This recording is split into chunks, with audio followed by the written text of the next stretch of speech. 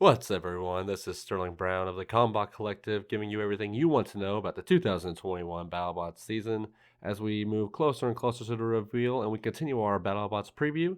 This is part 3 and 4 of our 2021 season preview. Of course, you can follow along by looking at our Battlebots info document you can find on all of our social media platforms.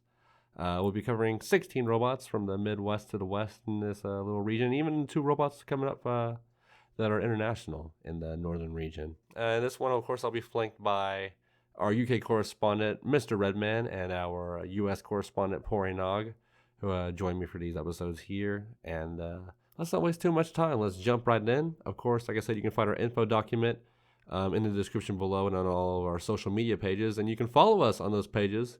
Find our Instagram and our Facebook and our Discord server on those pages and in the description below. And you can listen to the audio form of these shows wherever you can find your podcasts, on Spotify, on Apple, on Amazon, on Google, all of those websites. So now let's jump into the next part of our Battlebots preview.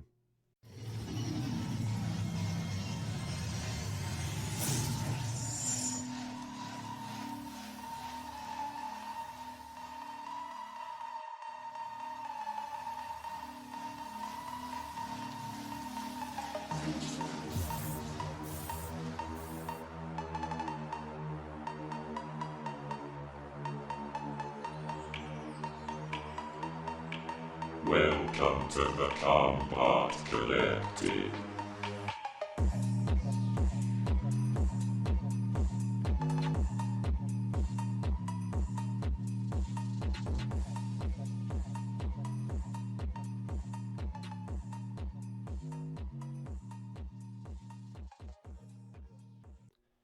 Starting off here in the Northern Division, we have a robot that was a COVID rookie for 2020, a robot that kind of underwhelmed some, but also developed quite a cult following. It developed many fans for their fantastic gimmick and sleek design.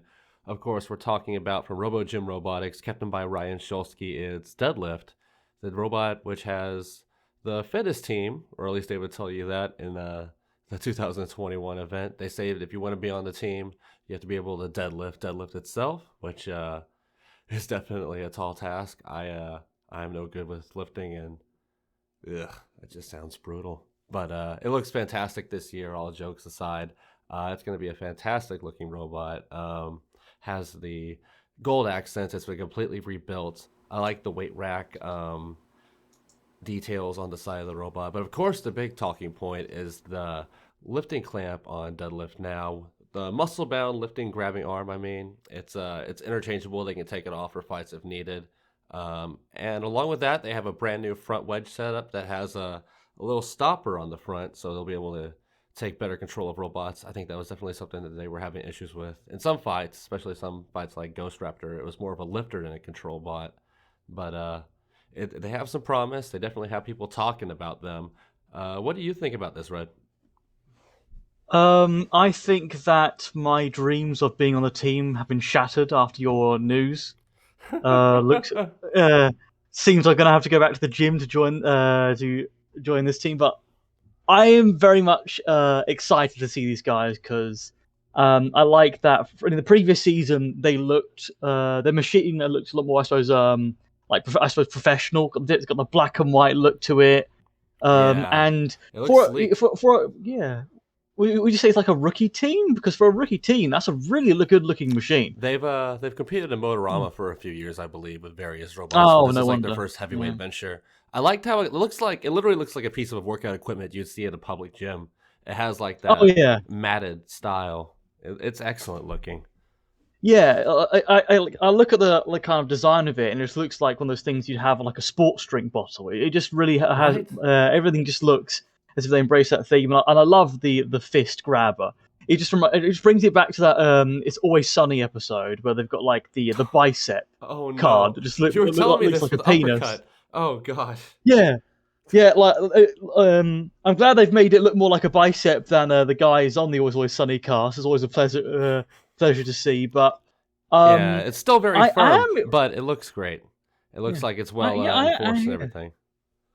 I am quite excited to see how much Deadlift can actually lift, because since we've got the shelf now. I'm really looking forward to seeing Deadlift like do it, like probably like lift up an entire machine and like barely like topple from its lift.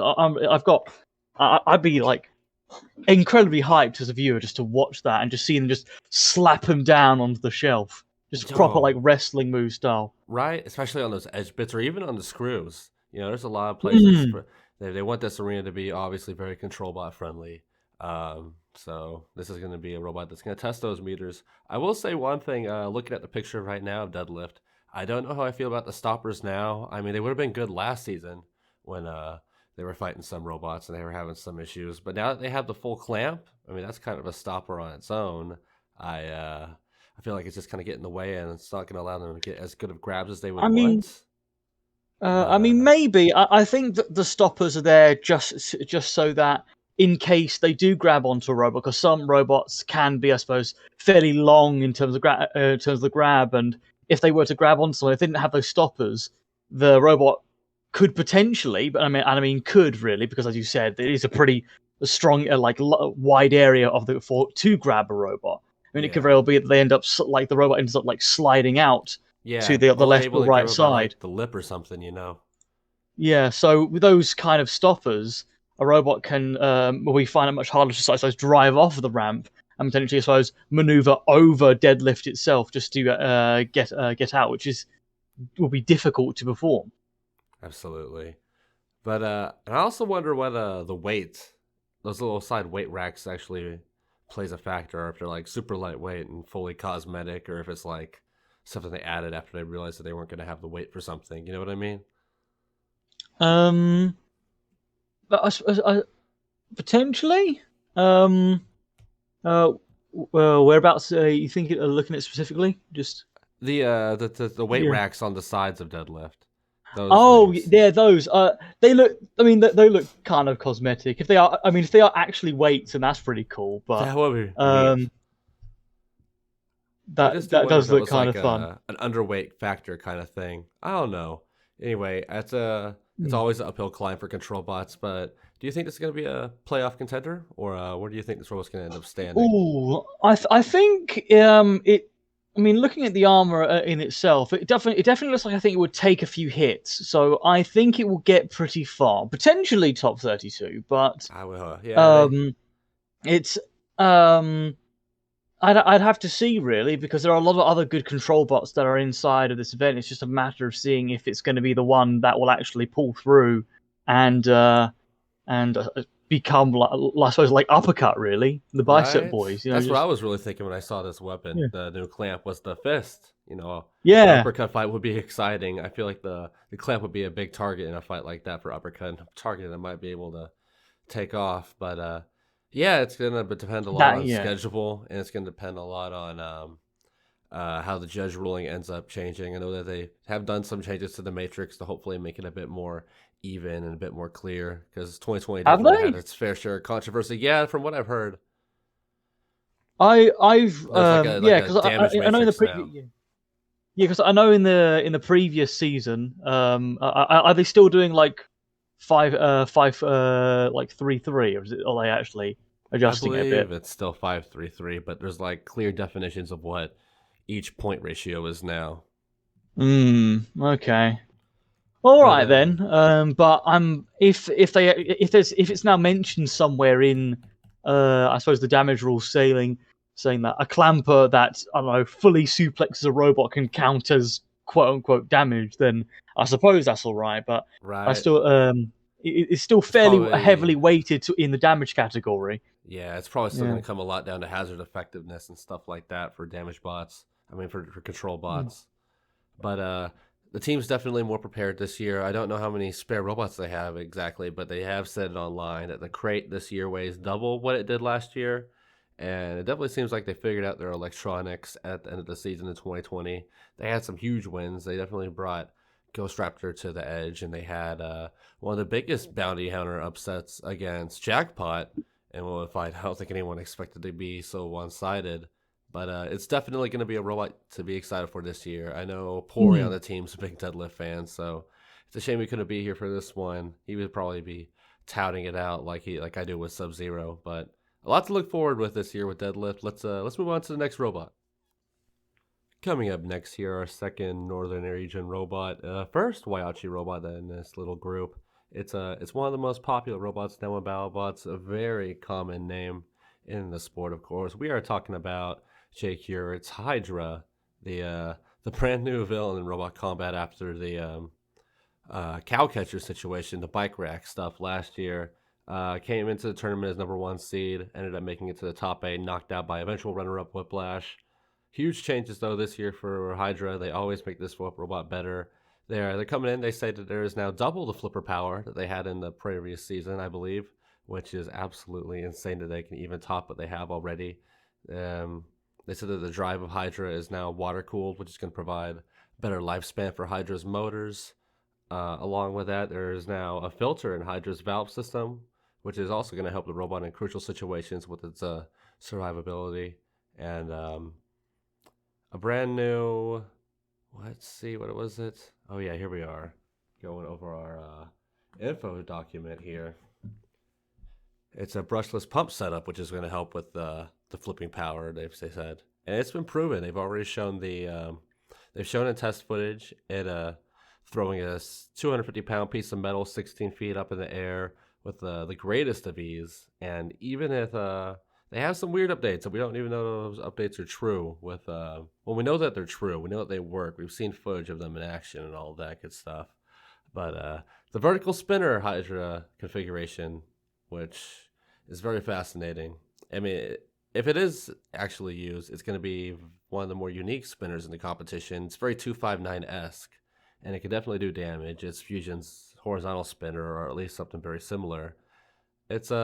But no matter what, it's fantastic driving. It's fantastic strategy. Team Wachi has a great lineage, and it's always an exciting robot to watch fight. What do you think, Red, about Hydra?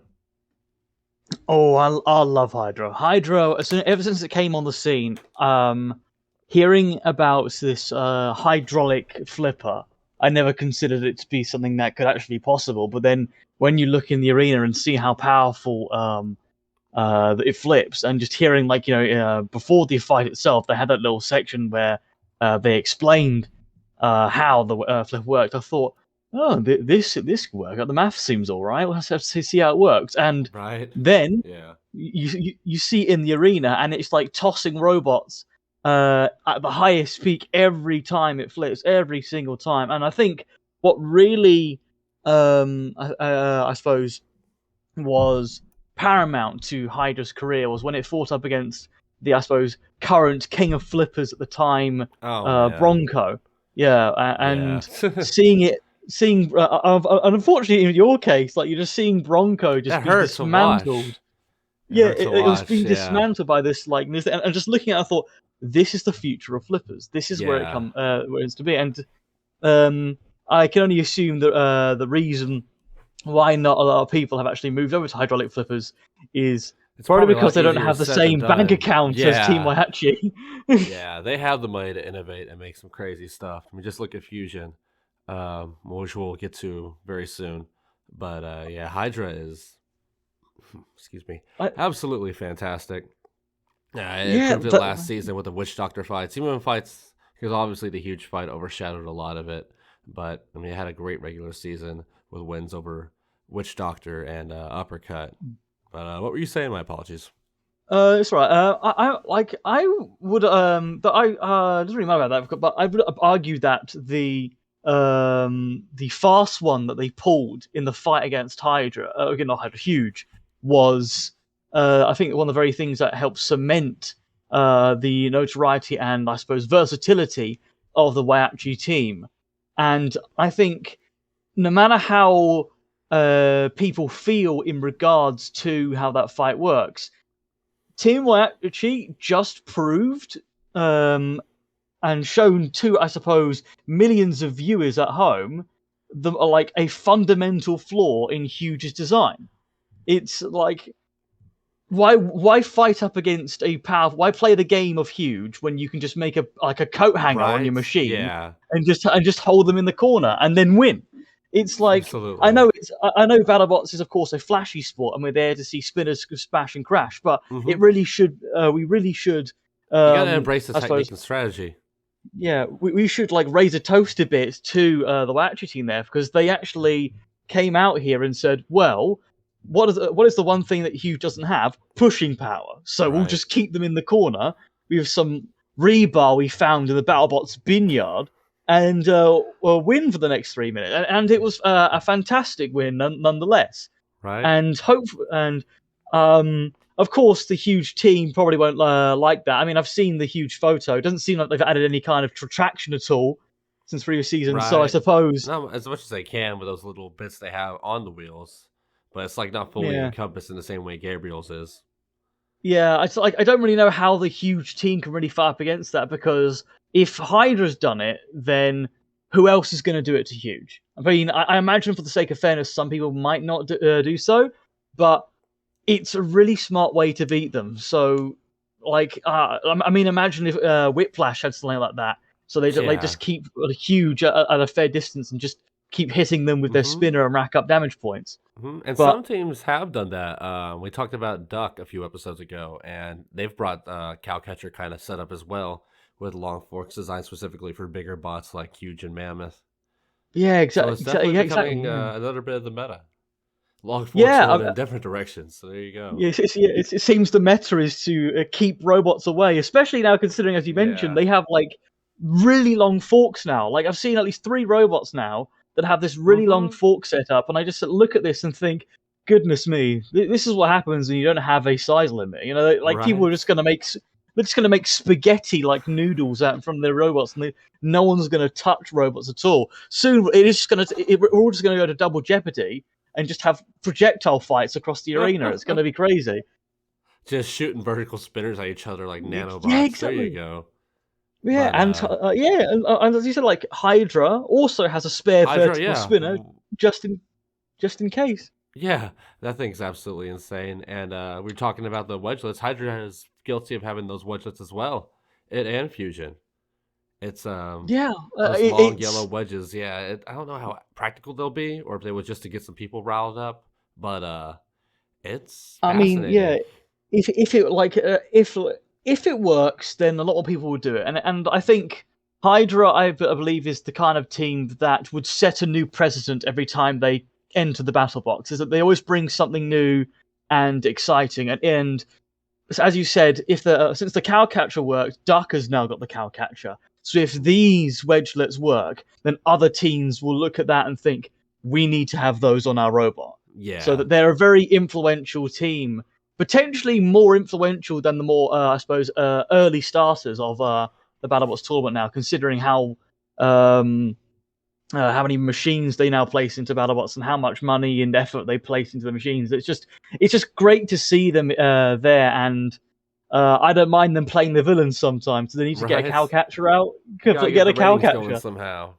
Absolutely. But I mean, I would definitely say this is probably one of the 5 robots you can expect to actually win the event.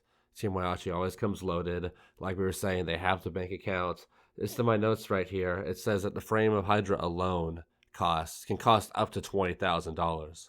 It's an $20,000. absolutely insane robot. It's a lot like, the Quantums of the world, the Orbeez of the world. Everything with this team is custom made, custom built. They're like an F1 team. They're always ready to go. They're stocked up. They're ready to fight. And that's why you can never underestimate Team Waiachi, even with bots like Fusion, even with bots like Falcon, just because they have that Waiachi banner, and you're like, wow, here we go. It's gonna be something. Oh yeah. They're guaranteed to at least get one in to like the top 16. I would say at least one, maybe even further.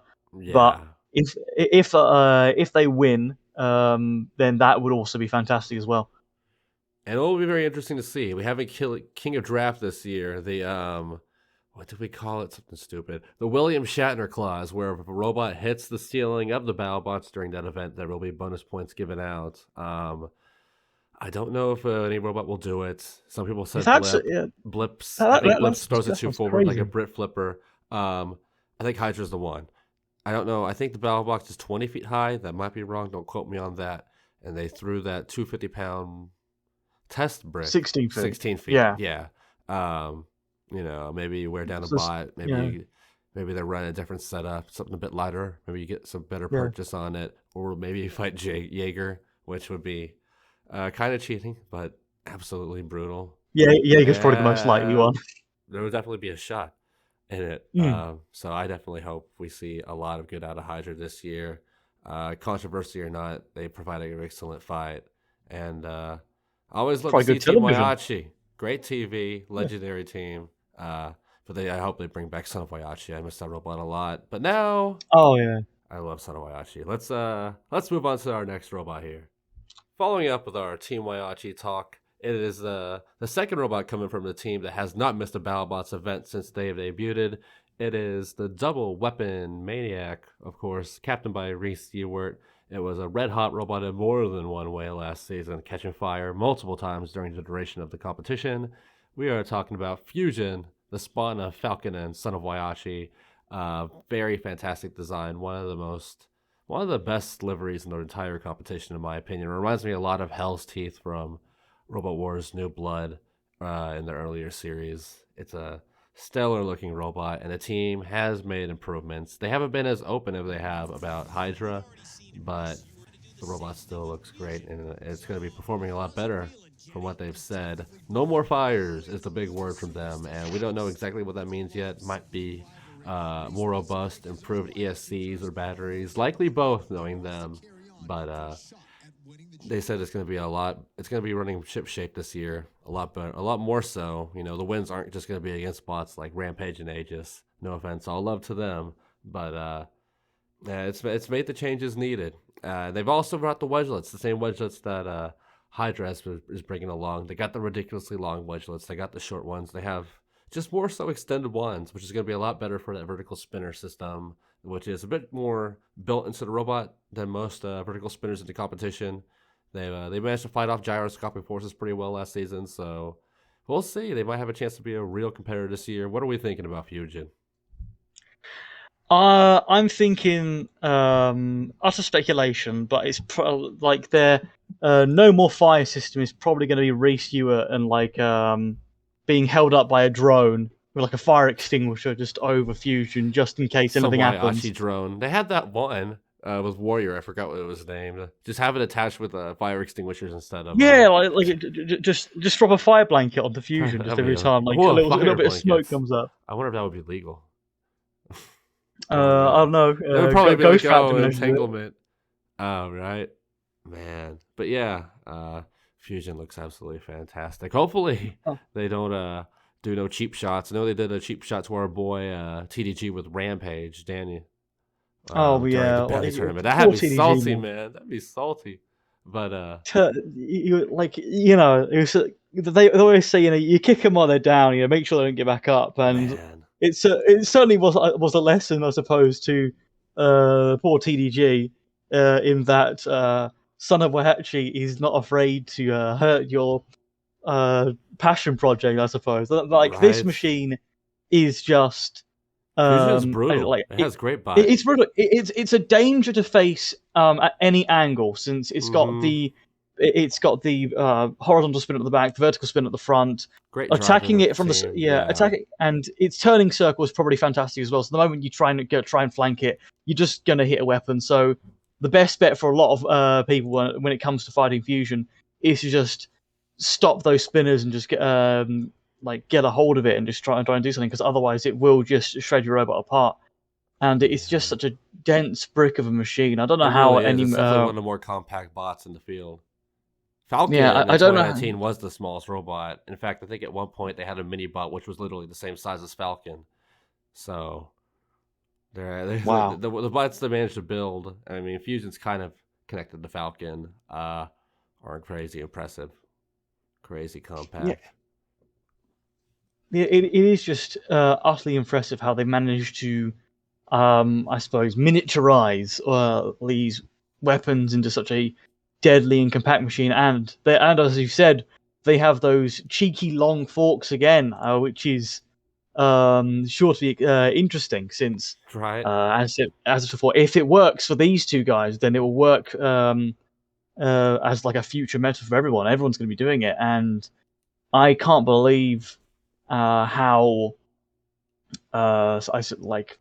powerful this machine was. I mean, of course, Yeah. It was a seeing bit it of in a glass action was cannon great. last year, but It was, yeah. it definitely It had kept that like, pack of punch.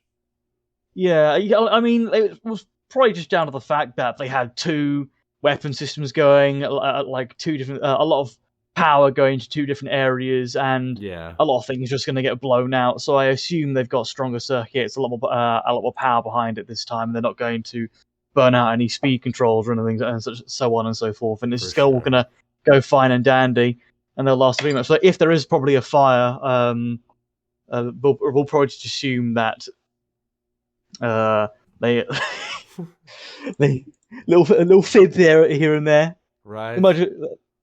Like if you're saying out of confidence, like, "Oh yeah, we fixed it." No, we totally didn't fix it. Oh yeah, it's fine, it's fine. It doesn't set on fire anymore.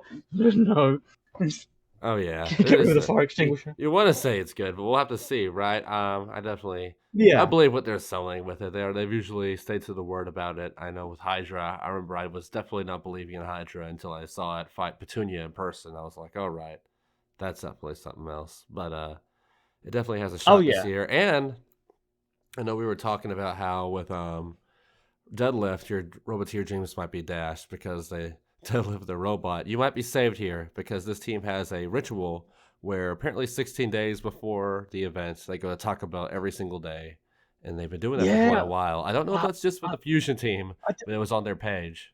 yeah, I don't know what why they do that. Like, is it to bulk up? Is it to cultivate mass? Is it to get ready just in case a piece of shrapnel flies through the box? They'll catch it within their folds. I don't know. It's I think they like just don't have the just time to bounce do right off. anything else. They probably have a Taco Bell near them and are like, all right, we ain't cooking. We got to make this Fusion we've thing got work. we've got all this extra money we spend on this budget. We're way under budget. It's time to waste it on Taco Bell for the next Right. 16 days. We've ate steak the last 48 days. We can make for a few. Exactly. But yeah. Like, it must be they must have some kind of like at least some loyalty card at some point. Right. All that other gun money, man. They make it. They make it. They make Right. it. They make bank. They make it. They make bank off that cow gun. But those are our Waiachi bots, and we're halfway through the Northern Division here. Let's move forward. Coming up first, of course, we had to mix the Canadian robots in with the Northern region. So this is our first international bot we're talking about in this Battlebots preview we are doing. Of course, we're talking about a robot deeply rooted in the history of robot combat. Its predecessor, Ziggy, one of the most successful heavyweight in the entire sports history. Super heavyweight in the entire sports history. So successful to the point where they had to retire the weight class because it literally won every event and people quit building for the weight class, being robots like Judge and Super Megabyte during its tenure.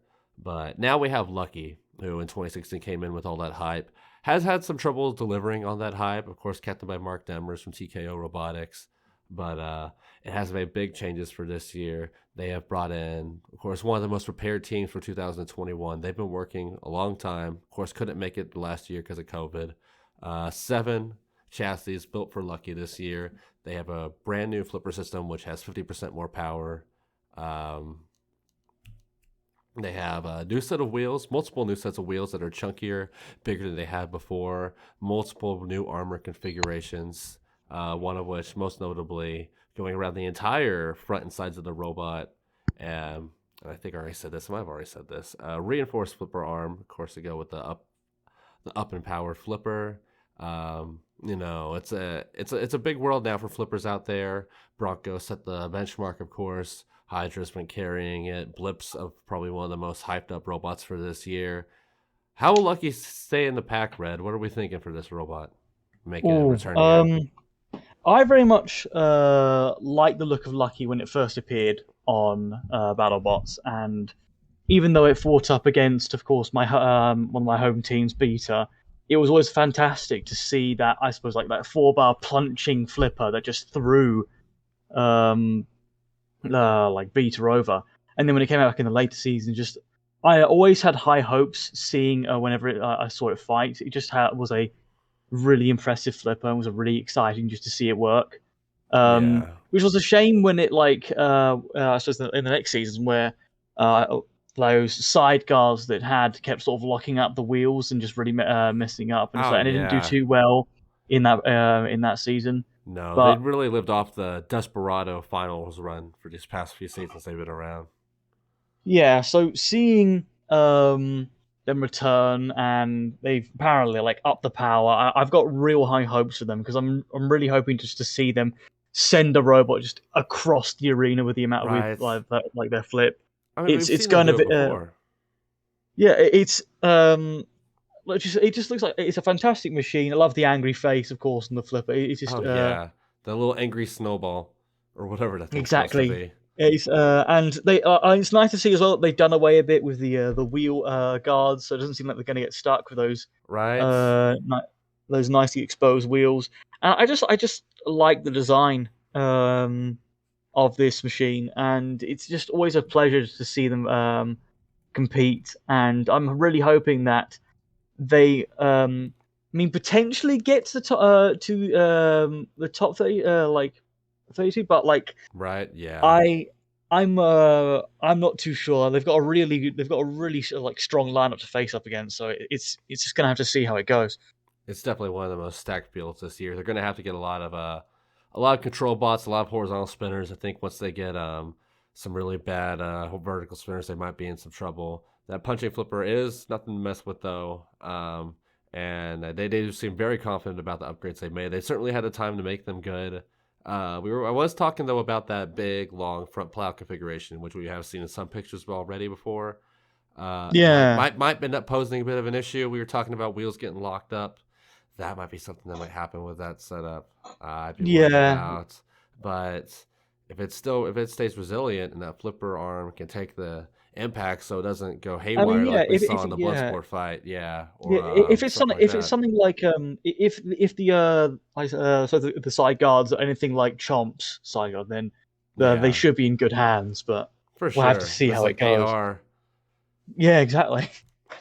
But yeah, I mean, when this team first announced themselves in 2016, I thought they were going to be like a top 4 team. I really had some confidence in them, and the luck they've had, no pun intended, has not translated from super heavyweight to heavyweight, or even from Robo Games to Battlebots for that matter. Because Son of Ziki had some good performances in Robo Games, but it does seem actually, in fact, yeah, it does seem to be a Robo Games thing because in 2018, Lucky did go over there and had a really good run. I think they finished 4th in that event. But I digress. This new Lucky, a lot of brand new changes to it. I hope it can be a playoff contender. I think it can be a playoff contender with the right schedule and right opponents and the right bit of fortunates. Chuck a couple robots out of the arena in that little corner pocket, throw a couple of them maybe in the shelf or the upper deck, Hmm. right into the screws, have some fun with it. If it stays aggressive, it could be a good robot. It definitely has a chance to be the biggest year for this robot yet. It won't take too much, but I definitely have high hopes for Lucky this year. Yeah. But It should be all good good for them. And yeah, I'm just hoping that they show, I suppose, the true power and potential of 4 bars, really, because I'd love to see yeah, a lot that's more. true. It Like, is the only 4 bar. I mean, claw member kind of technically, but yeah, 4 bar flipper, punching flipper. Yeah, yeah, exactly. Just get like, bring it home, Lucky. Bring it home. bring that nut to Canada, man. Bring them a title. I certainly wouldn't be against it. I love seeing flipper dominance, but Yeah. Just the giant nut in one hand, blunt in the other. It's a good life. yeah, those lucky bastards in Canada. But I digress. Let's move forward here to our other Canadian robot, a rookie in this region. Let's see what Pardon My French has to offer us. As we jump into Pardon My French, in between these recordings, me and Red learned that Bon Voyage from The Incredibles actually had a cameo role in Ratatouille, so that is really deep as we jump into this very French-themed segment here. This, though, robot is French-Canadian, not French-French. We're not talking a Walden Overlord here. We're talking, pardon my French, captained by Philippe Voyer. They have some issues coming into this season. They were supposed to have a full crew, but some of the team members, like Gus Collier, who was with Nelly in 2019, couldn't make it due to the same British restrictions that were miring Beta, Monsoon, and Sabretooth, and some of the Jaeger team. But this is still a robot that you don't want to mess with despite the minimized team. I'm sure they are going to get some help from the pits. This is a real deal weapon, 74 pounds with nearly a 100-pound weapon assembly in total if you include the custom-made motor they have. They have completely AR-500 armor. They have multiple setups. They have a sacrificial horizontal spinner plow, whatever that ended up meaning, and multiple sets of wedgelets. They have two fully prepared chassis for the season.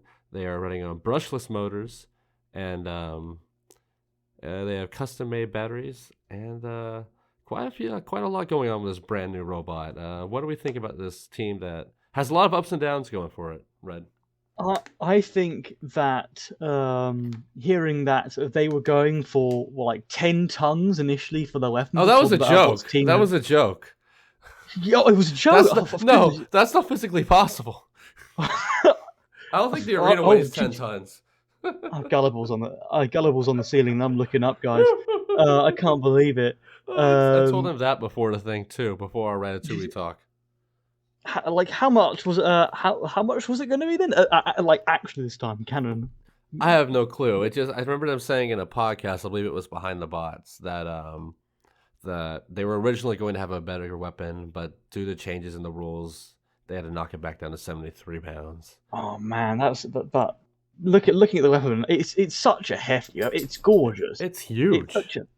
It is massive, and just seeing that, I'm just wondering how it's going to really work in terms of combat, because a lot of it is indeed placed into the weapon, and I'm just curious if the armor is going to hold up within itself. I think one of my I suppose curious parts is how it's going to handle its own hits, right? It's gonna be a lot of recoil.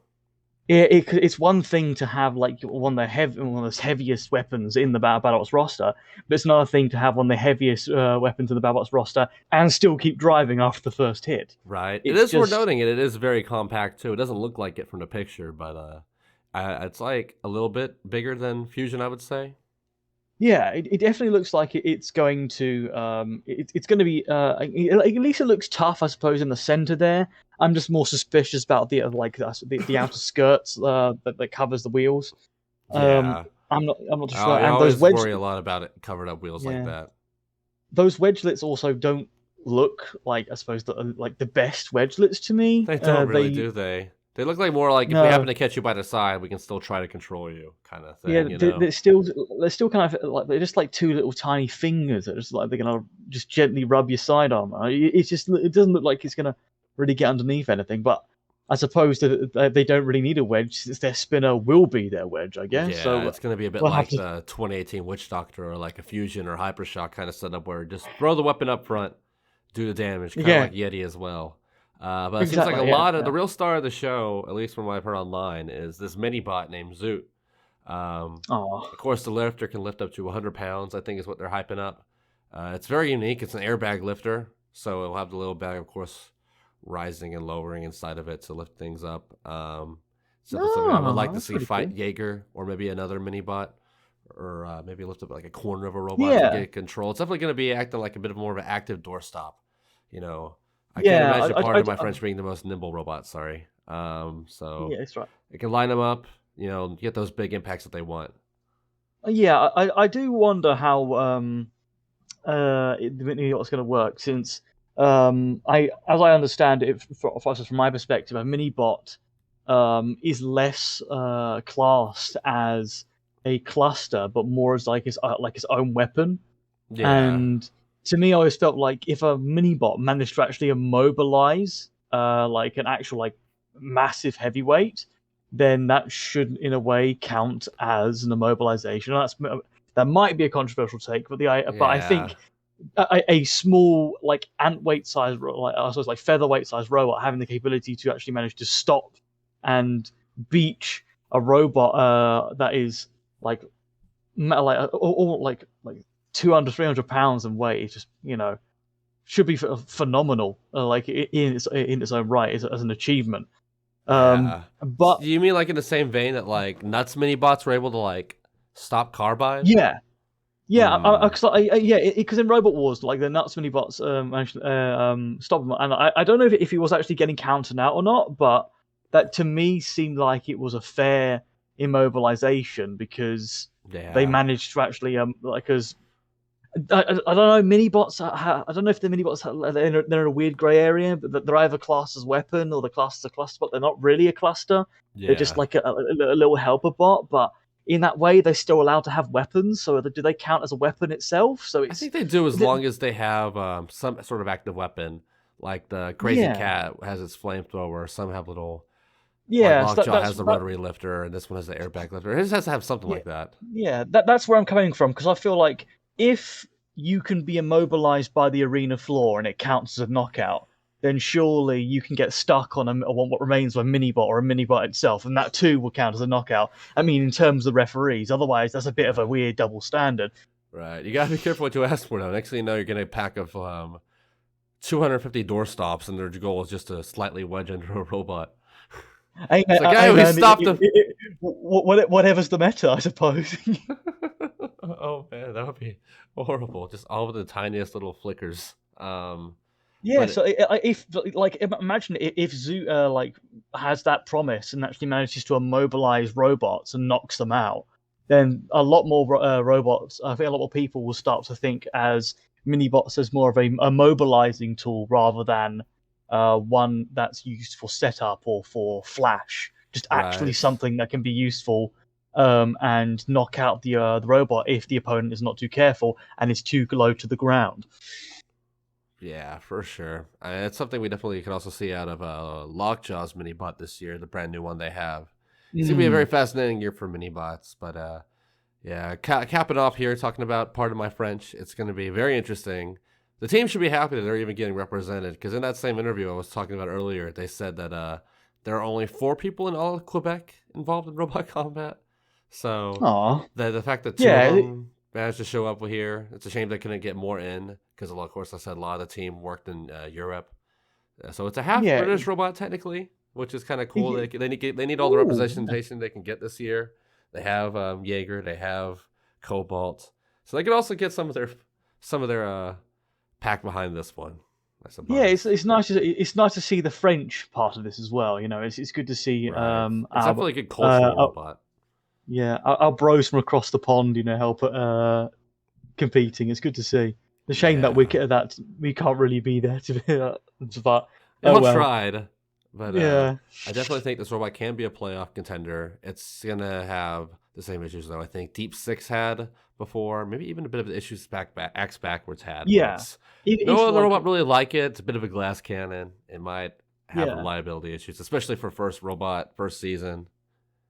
If they can land those hits and survive, then or already survive their own hits, then they should be fine. Because otherwise, they are coming in more or less as a rookie and are on test in the battle box. So it's just going to be a case of have they prepared for everything before they've started, or will they be going away from BattleBots thinking actually we could have done a few bits better? Yeah. Well, the goal should always be if you're a rookie team is to be entertaining, so you can get back on Mhm. and keep improving. It's like this came out after we did the Triple Crown preview, so it's a shame when that came out. But when Todd Medalenhall put out his preview for Triple Crown, he said that he knows he's going to be a bomb of the rung robot. He's just there to impress some people and show off the concept because he wants this robot to Oh be a yeah, competitor in 3 years. That was like his window. I That should be the window I'd for a love lot of to these see. rookies. Yeah. Yeah. There's a lot of potential with Triple Crown. I mean, not Triple Crown. Now I'm thinking about it. Part of my French. And I look forward to it. It's a fun name as well. Now let's move on to a fan favorite and our last robot in the Northern region. Capping off the Northern Division here with the People's Champion. It's the only way you could say it. It's David Eaton's Magic Chariot, the robot that has taken America's hearts when it was needed most in 2020.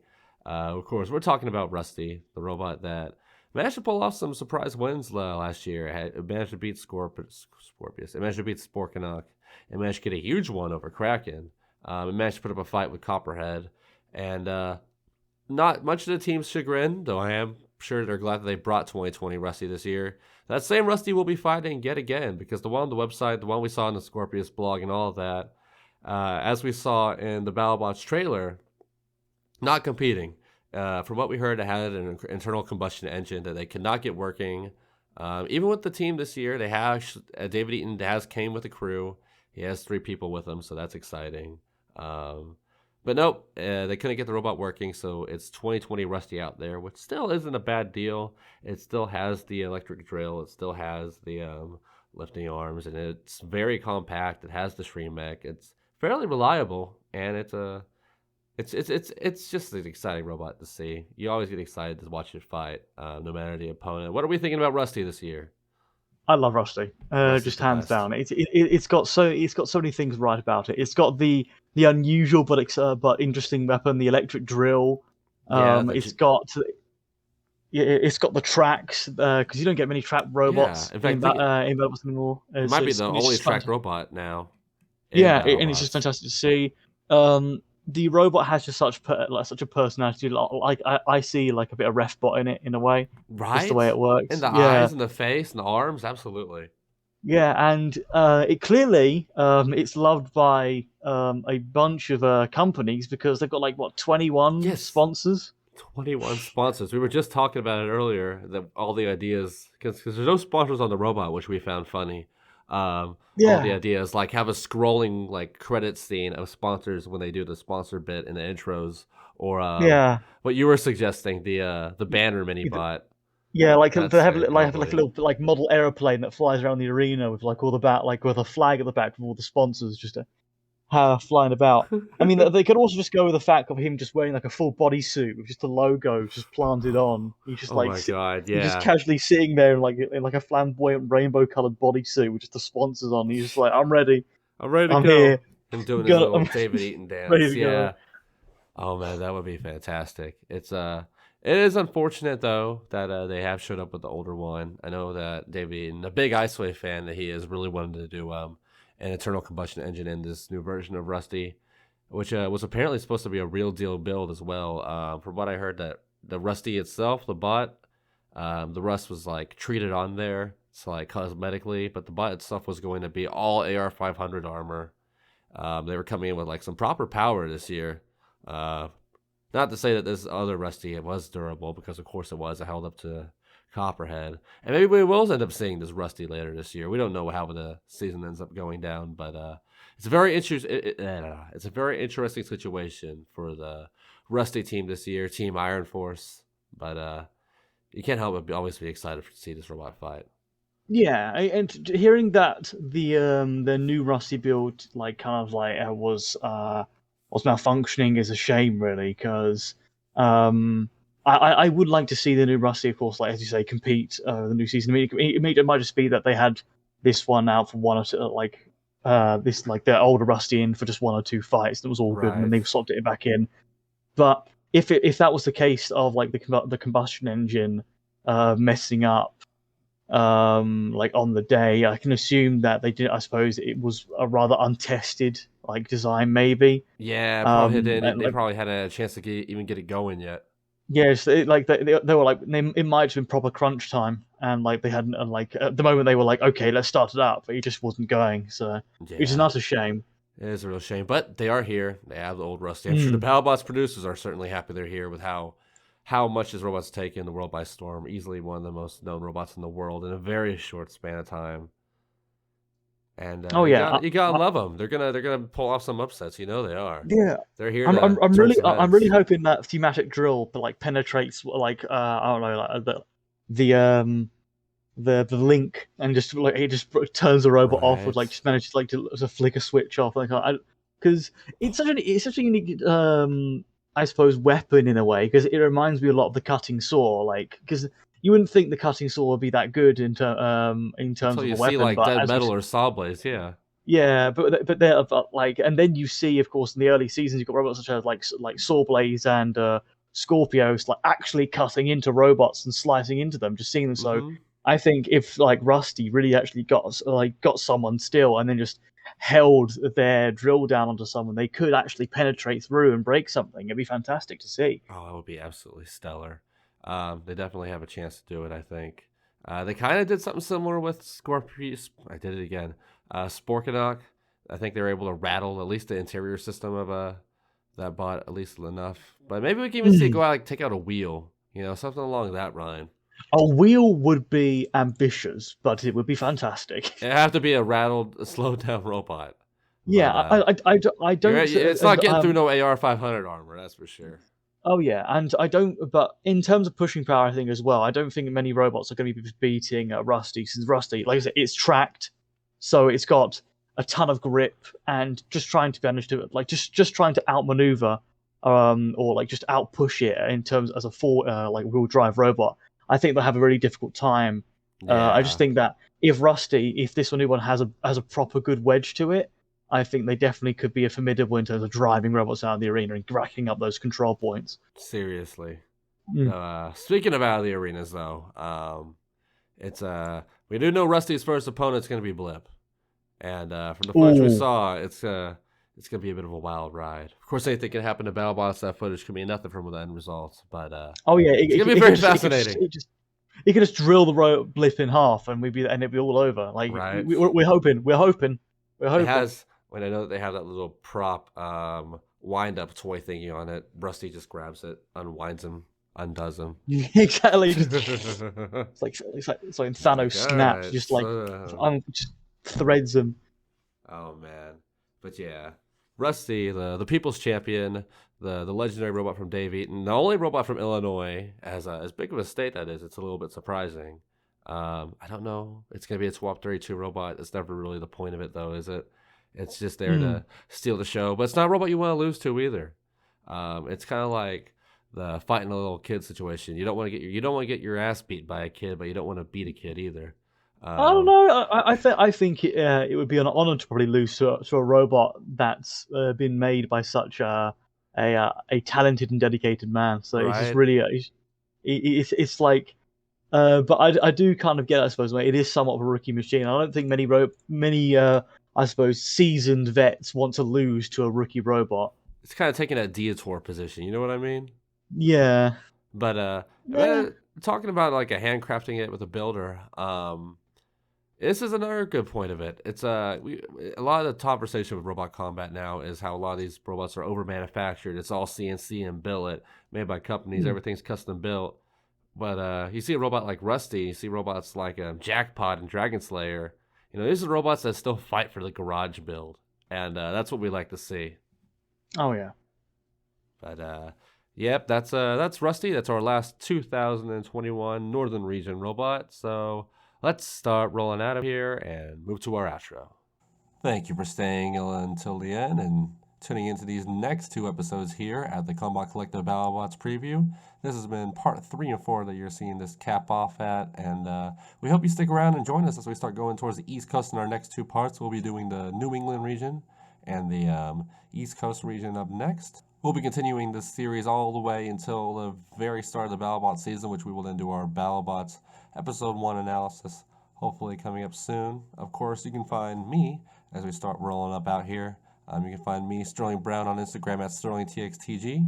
And you can find me in a couple other projects as we go into 2022, so stay tuned for all of that.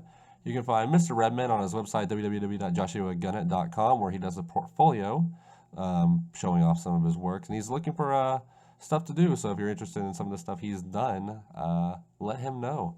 And you can find PoryNog at his YouTube channel, www.dippyegg.xyz, which recently surpassed 500 subscribers. We're all super happy for him here at TCC, and we hope to see him grow along with this channel here. Thank you again so much for tuning in for this. Rolling on out here, the outro music you're hearing right now was done by our team member Sibilant, who hopefully we'll be seeing again fairly soon. And as always, like I said at the top of the video, you can find us on Discord in our community. You can find us on Instagram. You can find us on Facebook. And you can listen to audio versions of all of these podcasts wherever you find your podcasts. Spotify, Apple, Google, you know how it goes. This has been Sterling Brown, and we are heading on out of here. Stay tuned for more Battlebots Preview and more the Combot Collective in general. We love to see you, and I hope you have a good day.